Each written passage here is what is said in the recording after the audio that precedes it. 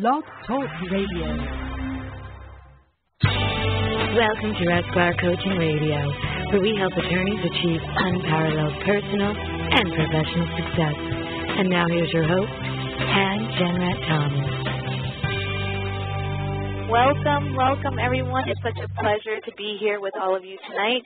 As you know, Spahr Coaching is a coaching and consulting firm that is dedicated to helping attorneys achieve extraordinary whole life success. To that end, we discuss the full range of topics from building business to getting a job to work-life balance and everything in between. Today we have a very special guest who is going to talk to us about navigating the pathways to partnership. When you're first starting out, the path to becoming a law firm partner can seem like a mystery. Adding to this mystery is that the partnership landscape has changed in recent years. Instead of the traditional up or out model that rewarded most associates for their longevity and dedication, changes in the marketplace and increased competition has required firms to modify their pathway to partnership. Today, the path to partnership often takes longer than the old model, usually includes a lateral move, and requires associates to demonstrate that they can be rainmakers. So to help educate us on this very important topic, we have the amazing Emilie Ninan. Emilie is the managing partner of Ballard Spahr's Wilmington office. She's also the partner that's responsible for the firm's public finance practice in Delaware.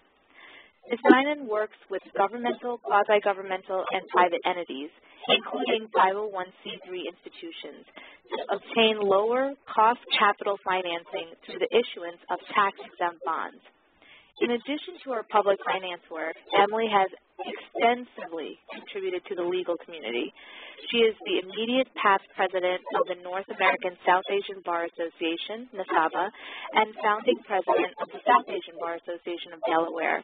She's also the former chair of the commercial law section of the Delaware State Bar Association and a member of its UCC subcommittee and multicultural judges and lawyers section. She's also the member of the ABA and the National Association of Bond Lawyers and the DuPont Minority Counsel Network.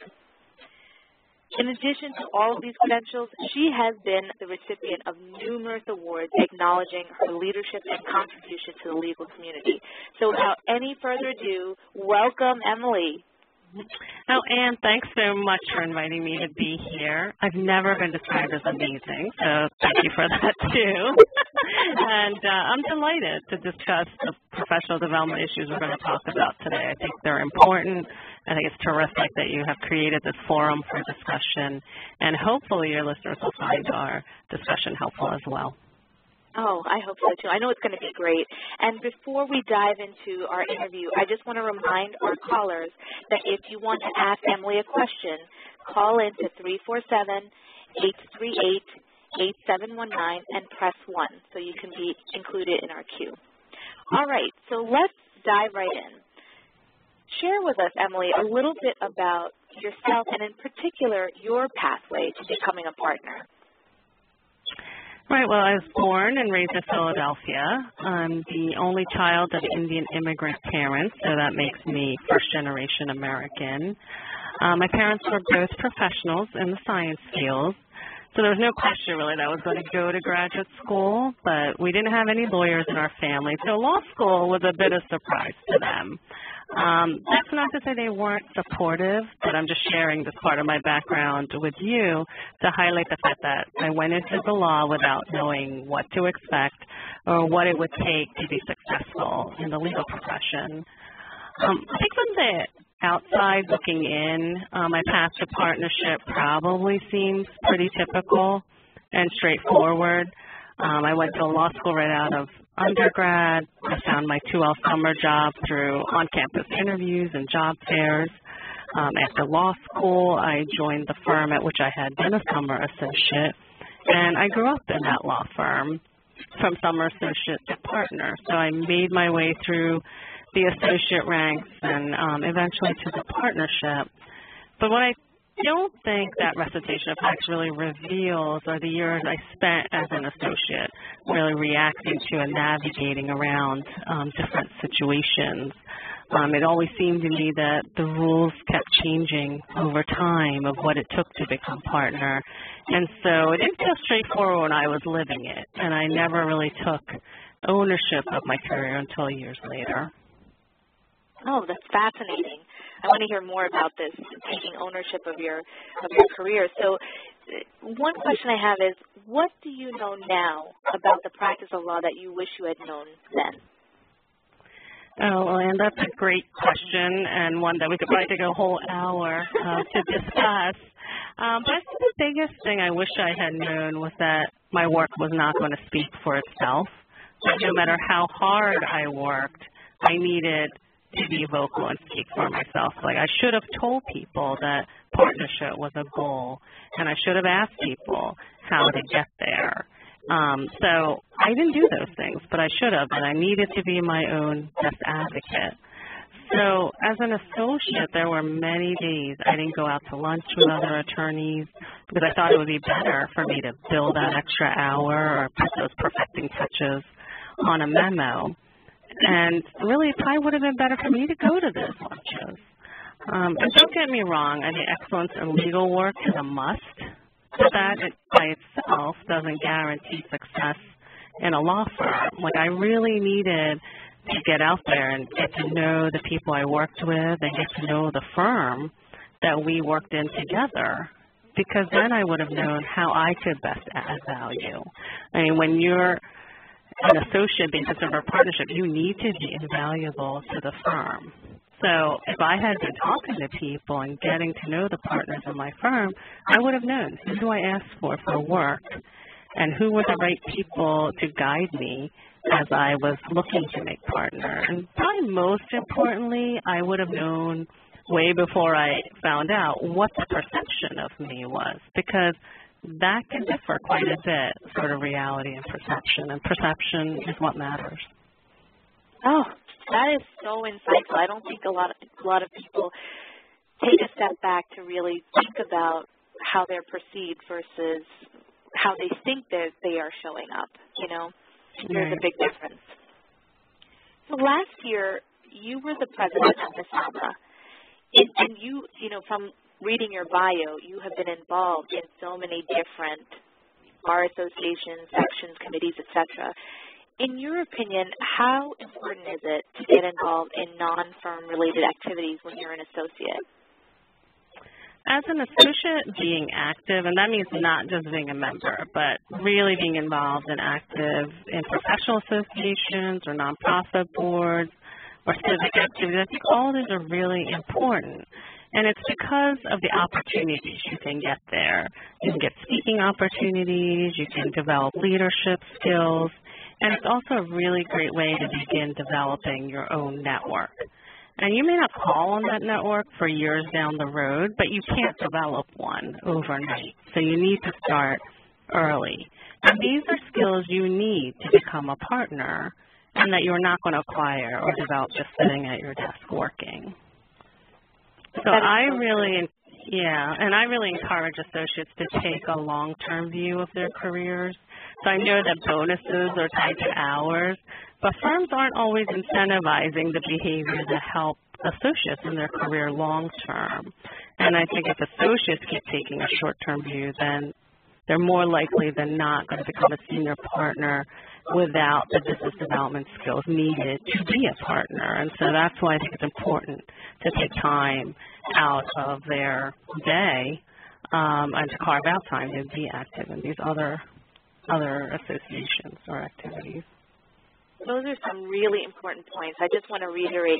So you are saying that it's important to not just do the nose to the grindstone work alone, but really take a step back, connect with your colleagues, and do the business development activities. Make sure that you are involved with these different civic or non-firm related activities to build your network. Yeah, that's what I'm saying. And I think that some associates find it frustrating because, one, they're being paid to, bill more hours. And the other is you don't find the fruit of that business development activity right away. It's not immediate, but this is a long-term investment. So you're just developing the skills and the networks right now. I don't think anyone expects you to spend the time and come out with, you know, a new matter right away. I mean, this is, you know, years that you're taking and planning for. How important is it then, we're talking right now about associates, but when you're a partner, how important is it to get involved with these non-firm related activities? I think as a partner, the activities are much more targeted to your client base and your business development that you've, you know, the plan that you've created for your own practice. I think it really depends on the practice, because there could be a practice where writing articles in a certain industry publication makes more sense than being on a community board or being part of a professional organization, so, or another bar. So I think it really, you know, as a partner, you're looking for a more, you know, areas which give you more benefit in terms of where your clients are and where you want to develop the business.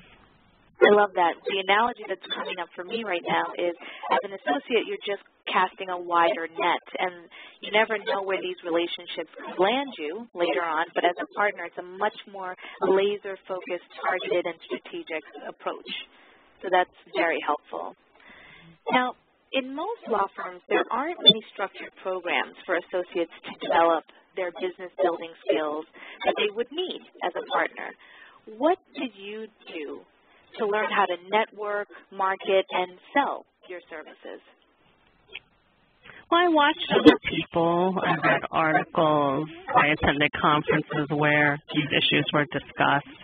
I was fortunate in that I had a partner that I worked for that gave me credit for my work in front of clients and introduced me to clients, and he let me participate in pitches. So that was great first-hand experience to see what worked and what didn't.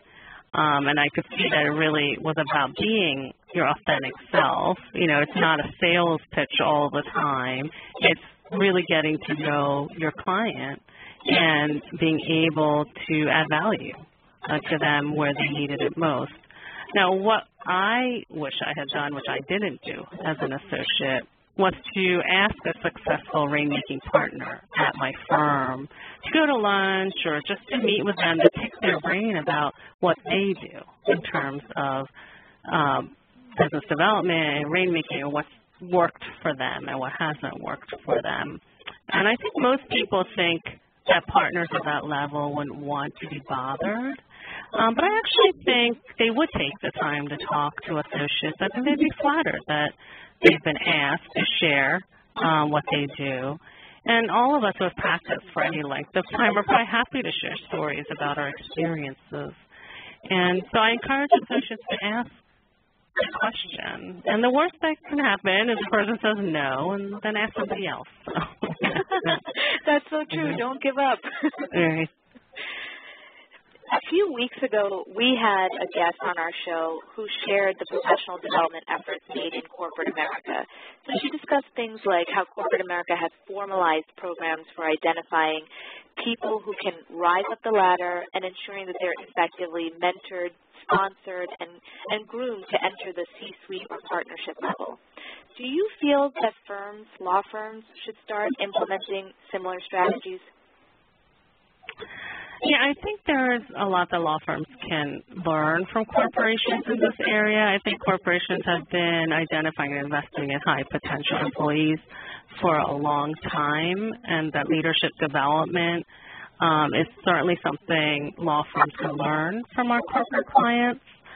Unfortunately, firms are still behind the curve in this respect. I mean, I'm at Ballard that has a great professional development program at our firm, but it's still a program that's targeted to all associates, and that's not necessarily negative. It can be positive, but what we're not doing is identifying particular strengths in people and investing in those qualities.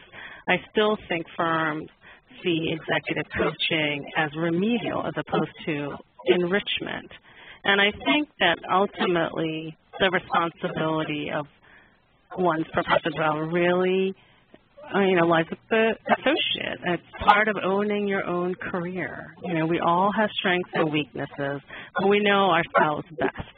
And so we know where it's best to focus. And I would just encourage folks to not shy away from what they perceive as a weakness, but just try to challenge yourself and develop skills in that area where you feel like you have more work or need more work. I am a believer that almost everything can be learned. There was a time I hated public speaking. The more I did it, the more I did it, it got easier, and I actually enjoy it now. So there are things that everybody can be doing. And I think you had a session on how to captivate your audience a couple of weeks ago. That's something associates should listen to as part of their own professional development. And you don't need to wait for a formal professional development program at a firm to tell you to do that. Oh, I couldn't agree with you more. I think that these are essential. Just, a lot of people forget that you have to keep growing. You have to keep learning. I often tell my clients that your success is only limited by you. You are the ceiling of your success. And so if you want to expand your success in any avenue, whether it's finances or career advancement or relationships, etc., then you have to do the inner work first. You have to expand internally before you can see the results externally. Right, and externally, I think you mentioned mentoring and sponsorship in your original question. And from my experience, I found that informal mentoring programs work better than formal ones. I really think everybody should be setting up their own personal board of advisors. And those are people maybe where you work, but they're also from the outside, and they're, different ages and do different things, and they're personal and they're professional. I think some firms allow you to select mentors, and that's a great opportunity that associates should take advantage of. But I also want to remind them that they don't have to stay with the same mentor every year, because eventually when you get senior, you need to switch to a sponsor, that person who can advocate for you behind closed doors when the partnership decision is being made. And it has to be a partner with influence. That means a high revenue generation for the firm. And we sometimes refer to that person as a white knight. And I think that's a recognition of the fact that despite advances that women and people of color have made in law firms, the sponsor will most likely have to be a white male today, still in the law firm. That's a great point. And one of the things that in order for them to effectively represent you, advocate for you, they have to know you. And that requires you taking the initiative as an associate to make sure that you make those connections and let that sponsoring partner get a real taste of your work, your character, so they can really effectively advocate. Yeah, they're putting their reputation on the line when they're advocating for you, so you need to yes. put in the work to get them to do that. Yeah. That's right, no freebies. Mm-hmm. So what's different for you now that you're a partner versus when you were an associate? Well, as a partner, I feel like I have a lot more flexibility and control over my own schedule. Because an associate, your day is sometimes dependent on the partner schedule, the one you're working for the most, whereas now my primary responsibility is to the client. And I'm usually able to work around, my daughter's school activities or other appointments. Obviously, technology has made that easier as well. But on the flip side, I have a great responsibility for bringing in business and keeping myself busy as well as associates. And that's not something to take lightly. When you're an associate, you're being fed by partners. But when you become a partner, there aren't other partners giving you work. You're really responsible for that on your own. And, of course, there's also the administrative side. The practice of law is a business. And so there are billing and business development, client management, associate development. There's a variety of different things that partners are responsible for in addition to their actual practice. Oh, absolutely. So what percentage of your work today would you say is dedicated to business development versus actually doing the client work? Well, I try to push down the work to associates. We always try to do it as efficiently as possible. So I would say it's, half and half. I mean, I have more administrative responsibility than most, because I'm also an office managing partner. But, I think billable to your non-billable is much higher. But that's part of what you want partners to do, to go out and bring in the business. That's so true. That's so true. So before you touched on a few topics that I want to really dive into related to work-life balance and balancing all of these responsibilities. But before I do, I just want to remind callers that if you have a question for Emilie, please call in 347-838-8719 and press 1 so you can be in the queue. So now you talked a lot about all of these different responsibilities that you have. When you and I met a few months ago, actually, let me just back up a second. Let's talk a little bit about work-life balance, which is we had conducted a survey and we found that among attorneys that this is the #1 issue of concern. You are a mother, a wife, and a law firm partner. You are, as you just mentioned, dedicating half your time to not only building your own business, but managing the firm's Wilmington office and also providing services to clients. Talk to us about how you juggle these various responsibilities. Well, I really view my life as a single integrated life as opposed to a work life and a family life separately. I mean, I became a mother as a 5th-year associate. I'm sure most people at my old firm probably didn't think I would come back or stay until partner, but I did. And a big reason that I could do that is because I have a great juggling partner in my husband. I also live close to work so that when my daughter was young, I could go home for dinner and then come back after she went to bed if I had to. And with technology, it's gotten easier because you can get on the computer again. One of my daughter's first words was probably BlackBerry, but that's okay. I could live with that. I have a single calendar with all my work and personal obligations, and now that I have a daughter in middle school, I have her schedule in a separate color on my same calendar. Exactly. I got great advice from Erin Reeves, years ago when she, acknowledged how much we have to do on our to-do list. So you have to know which ones are the glass balls and which ones are the rubber balls. And so if you don't get certain things done, as long as they're the rubber balls, they'll bounce back and it'll be there tomorrow to do. So I think, those of us who are working parents really need to give ourselves a little bit of break. We're not going to get everything done, but we're going to get the important things done. And give yourself a break, right? Yeah. If you can't, I think too many people, especially, we're lawyers, we strive to work really hard and do things as perfectly as possible, but sometimes that's an unrealistic demand that we put on ourselves. And I think it's caused, I've seen it cause a lot of stress among our clients here. So what advice do you have for lawyers who are trying to balance career and family and still try to become a partner? Yeah, I say take a long-term view of your legal career. Don't add stress on yourself by making partnership this end-all game that has to be accomplished in a certain amount of time. It has to be 8 years or it's, a failure in some way. I mean, partnership is really just a step in a lifelong career or profession. And so whether it's year 8 or 10 or 12, it doesn't really matter in the long term. And everyone has to define success for themselves. I mean, the whole system is designed so that not every associate gets into the partnership ranks. So that doesn't mean that you're not successful in the law. So, I mean, the other thing I would say is I would only stay in a job that's working for my family. And I've been blessed to have 2 different firms where that's been the case.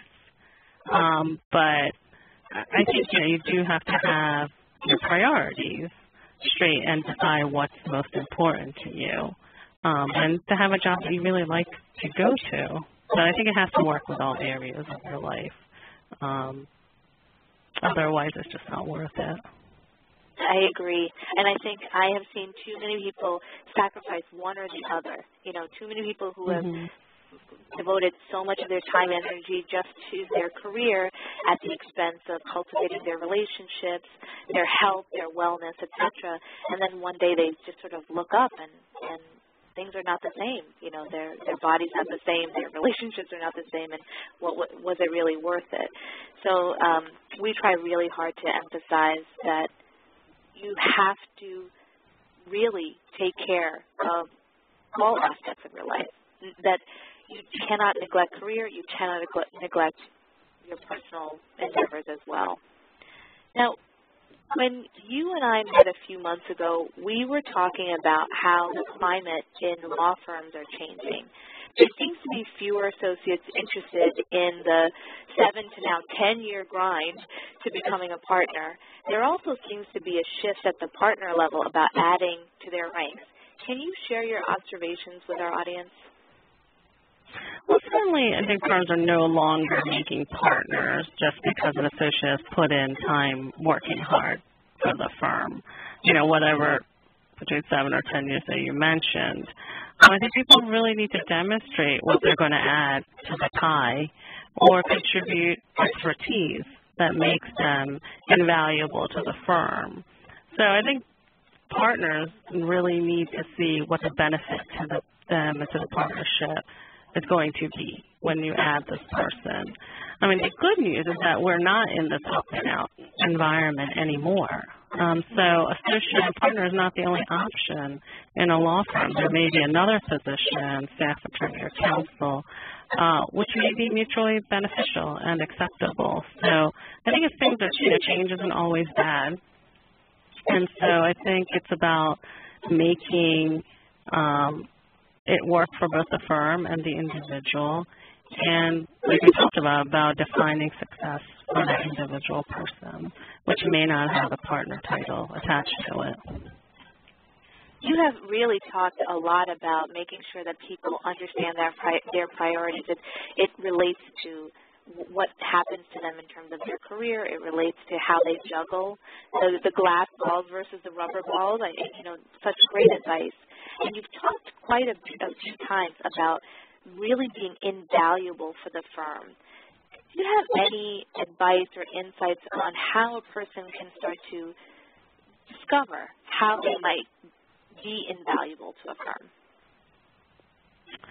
Yeah, I think, we didn't talk much about how I came to be a public finance lawyer, but I really did that through a process of elimination and found the area of practice that I love to do. I actually started in litigation and then eventually went to the business group and then focused on public finance. There are some people who would say the way you should approach that really should be looking at the firm and seeing what's the most profitable area for the firm and be associate, put yourself there because that's what's the highest value for the firm. Personally, I think it's better to find, something you love to do and then if you can't do it in your current place, go to the place to do it, which is what I did when I came to Ballard. I came to a firm that has a national public finance practice. But I think it's really about finding what you like to do, but also an area of expertise. So you need to be like both a generalist and have a specific area where the firm needs your expertise in that area, so that if you're not there, they're not going to be able to do a certain area. Or you are servicing a client in an area where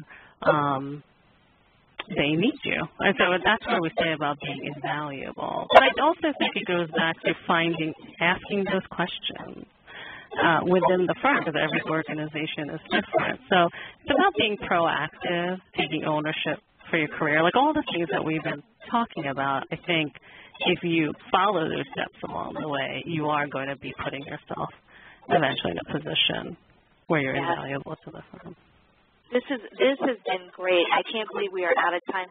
Emily, thank you so much for being here. Can you tell our audience how they can reach you, get in touch with you?